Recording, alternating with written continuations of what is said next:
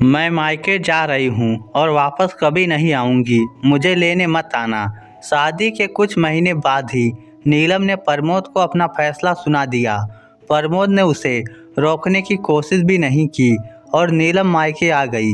नीलम ने शादी से पहले एक सुंदर पति की कल्पना की थी, मगर घर वालों ने जैसे तैसे उसे मनाकर प्रमोद से उसकी शादी कर दी थी, क्योंकि वह बहुत पैसे वाला था। नीलम को प्रमोद बहुत प्यार करता था, वह दिल का बहुत अच्छा लड़का था।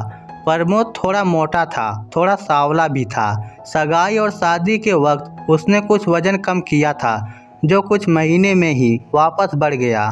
25 वर्ष की उम्र में ही उसके आधे से ज़्यादा बाल सफ़ेद हो गए थे। नीलम बहुत सुंदर थी, इसीलिए उसे लगता था कि उसकी जोड़ी बेमेल है। वह मायके तो आ गई थी, मगर किसी को बताया नहीं क्या करके आई है। घर वालों ने प्रमोद को फ़ोन करके पूछा तो उसने भी कुछ नहीं बताया। 3 महीने हो गए नीलम को मायके आए हुए। ना प्रमोद ने कोई फ़ोन किया, ना नीलम ने। बात बड़ों तक पहुंचती तो शायद कोई समझाता भी, मगर किसी को कुछ भी पता नहीं था। नीलम के चाचा की लड़की की शादी थी। प्रमोद को भी कार्ड भेजा गया। उस रात संगीत का कार्यक्रम था। नीलम उदास सी कमरे में बैठी थी कि उसके पास उसकी बड़ी बहन आई और बोली, नीलम कोई ढंग की साड़ी दे प्रोग्राम में पहनने के लिए। नीलम बोली, क्यों जीजा जी ने आपको नए कपड़े नहीं दिलाए? बहन बोली, 2 महीने से नौकरी छोड़कर घर पर बैठा है निखट्टू, साड़ी कहाँ से दिलाएगा? तेरी तो तकदीर खुल गए है नीलम, प्रमोद जी जैसा कमाऊ और चाहने वाला पति मिला है। माँ बता रही थी तेरे पास 18,000 रुपये वाली साड़ी भी है। मैंने तो आज तक इतनी महंगी साड़ी देखी भी नहीं है। नीलम ने बैग की तरफ इशारा करते हुए कहा, उस बैग में है, जो पसंद आए वह पहन लो। बहन साड़ी लेकर गई थी कि इतने में भाभी आ गई। बोली, नीलम कोई बढ़िया सी साड़ी दे। नीलम बोली, भाभी राकेश भैया इतना कमाते हैं, फिर भी आपके पास ढंग की साड़ी नहीं है। भाभी बोली, जितना कमाते हैं उनमें से आधे की तो पी जाते हैं। शादी के लिए कपड़े खरीदने के लिए 4,000 रुपये दिए हैं। 4,000 में 5 ड्रेस लाई हूँ, क्या खाक ढंग के होंगे?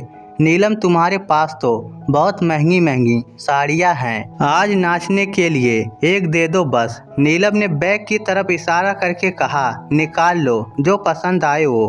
भाभी ने एक बढ़िया सी साड़ी निकाली, साथ में एक सोने का हार निकाल कर बोली, ये भी पहन लूँ? नीलम ने कहा, पहन लो। भाभी प्रमोद के गुणगान करती हुई चली गई। कुछ देर बाद छोटी बहन आई, वह भी एक ड्रेस ले गई। उसके बाद भी घर की औरतें नीलम के पास तब तक आती रहीं जब तक उसके बैग से गहने और कपड़े ख़त्म नहीं हो गए। नीलम जिसे जीरो समझकर छोड़ आई थी, वह तो इन सब के लिए हीरो था। नीलम को प्रमोद का प्यार और अच्छाइयाँ याद आने लगी। कैसे वह छोटी सी फरमाइश पूरी करने के लिए ऑफिस जाना भी छोड़ देता था, उसके सारे नखरे उठाता था। थोड़ा सा बुखार होते ही फिक्रमंद हो जाया करता था। एक रात तो वह उसके बीमार होने पर सोया भी नहीं था। उसे रुलाई आने लगी।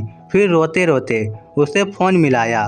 उधर से हेलो बोलते ही बोली, अभी तक घर बैठे हो, शादी में नहीं आना क्या? प्रमोद बोला, तुम्हारे फ़ोन का इंतज़ार कर रहा था, अभी आधे घंटे में पहुँचता हूँ। जब आधे घंटे बाद प्रमोद पहुंचा तो नीलम को वह दुनिया का सबसे सुंदर पुरुष लगा। वह भागकर प्रमोद के सीने से चिपट गई। कहते हैं नज़रिया बदलने पर दिल और नज़र दोनों बदल जाते हैं। यही नीलम के साथ हुआ। इस स्टोरी को लेकर आपकी क्या राय है? नीचे कमेंट करके हमें ज़रूर बताइएगा। धन्यवाद।